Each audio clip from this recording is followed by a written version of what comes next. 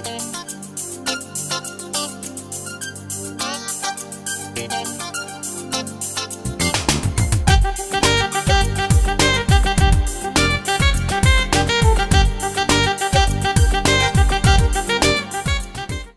The lord.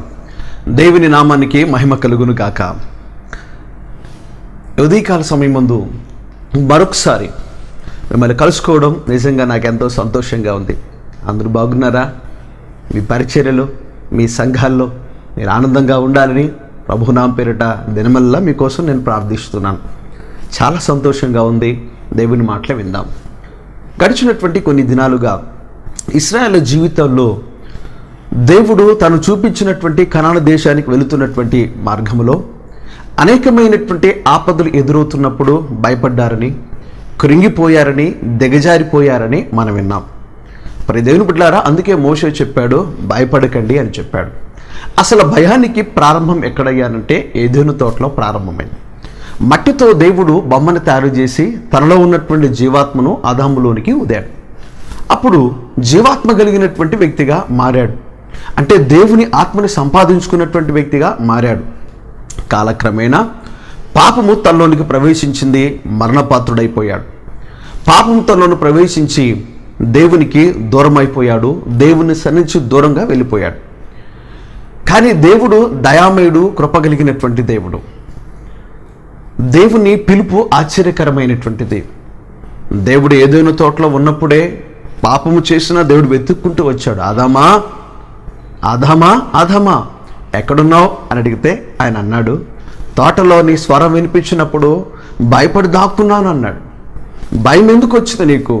ఎందుకంటే నువ్వు తినవద్దన్న ఫలాన్ని తినేశావు, నువ్వు చేయవద్దన్న పనిని చేశావు. ఈరోజు చాలామంది వారి జీవితాల్లో నష్టపోవడానికి కారణం దేవుడు చేయవద్దన్నటువంటి పనులు. కుటుంబాల్లో ఇలాగే చేస్తున్నారు, సంఘాల్లో ఇలాగే చేస్తున్నారు, వ్యక్తిగతమైనటువంటి ఉద్యోగ వ్యవస్థలో ఇలాగే చేస్తున్నారు. యజమానుడు చెప్పేది ఒకటే, మనం చేసేది ఒకటే. ఆయన బోధించేది ఒకటే, మనం చేసేది ఒకటే. ఈరోజు ప్రియ దేవుని బిడ్డలారా, దేవుడు ఏది చెబుతున్నాడో అది చేయడానికి ఇష్టపడితే నీకు మెండైనటువంటి ఆశీర్వాదాలు. యోహాను శుభవార్త 2వ అధ్యాయం 5వ వచనం చెబుతుంది, ఆయన మీతో చెప్పింది చేయండి. ఏం చెప్పాడో అది చెయ్యాలి. శిష్యులు అలాగ చేశారు. నీటిని ద్రాక్షారసంగా మార్చుకున్నారు. తీపి లేనటువంటి నీటిని మధురమైనటువంటి ద్రాక్షారసంగా మార్చుకుని సంతోషాన్ని అనుభవించారు. మొదట ఏమో జబ్బు రసం, కానీ దేవుడు దాన్ని మార్చిన తర్వాత శ్రేష్టమైనటువంటి రసంగా మారింది. మొదట నీ జీవితం జబ్బుగా ఉండొచ్చు, మొదట నీ జీవితం పనికిమాలినదిగా ఉండొచ్చు, మొదట నీ జీవితం అయోగ్యమైనటువంటిదిగా ఉండొచ్చు, కానీ దేవుడు దాన్ని యోగ్యమైన స్థితిలో ఆయన మార్చగలడు. కాబట్టి భయపడవద్దు. నీకు దేవుడున్నాడు, దేవుని సన్నిధి ఉంది. యెహోషువ గ్రంథం 14వ అధ్యాయం 7వ వచన భాగం. మోషే నన్ను పంపించినప్పుడు నేను ఎవరికి భయపడలేదన్నాడు. ఎవరో తెలుసా? కాలేబు. కాలేబు అంటే అర్థం కుక్క వంటి వాడైనటువంటి కాలేబు, దిగజారుడు స్థితిలో ఉన్నటువంటి కాలేబు, పనికిరానటువంటి కాలేబు దేవుని సన్నిధికి వచ్చి విలువైన పాత్రగా తన జీవితాన్ని మార్చుకున్నాడు. విశ్వాసానికి సాదృశ్యమైనటువంటి కుక్క కాలేబు కూడా దేవునిందలి విశ్వాస పాత్రుడుగా నిలబడ్డాడు.